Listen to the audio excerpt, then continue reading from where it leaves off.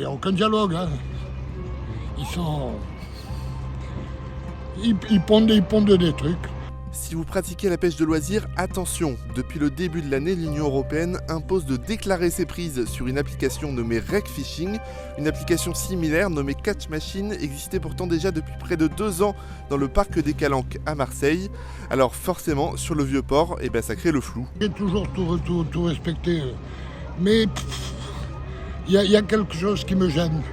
Je sors pêcher de la roche. Hein, de la roche, c'est des petits poissons. Comment je vais les déclarer?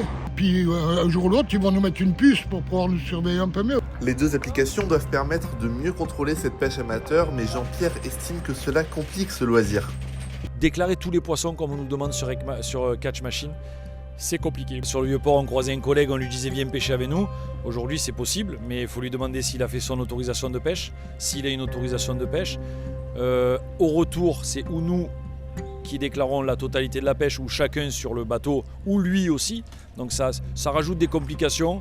Même moi qui suis vraiment dans la pêche par passion, des fois c'est flou. Si la plupart des pêcheurs rencontrés comptent utiliser l'application, la multiplication des règles engendre pour certains une baisse de la pratique non professionnelle. La pêche de loisirs, est-ce que ça risque de disparaître?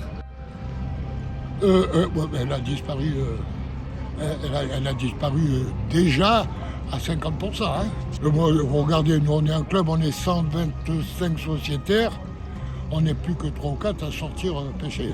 Pierre souhaite désormais la création d'une association de pêcheurs de loisirs pour créer un dialogue avec les autorités.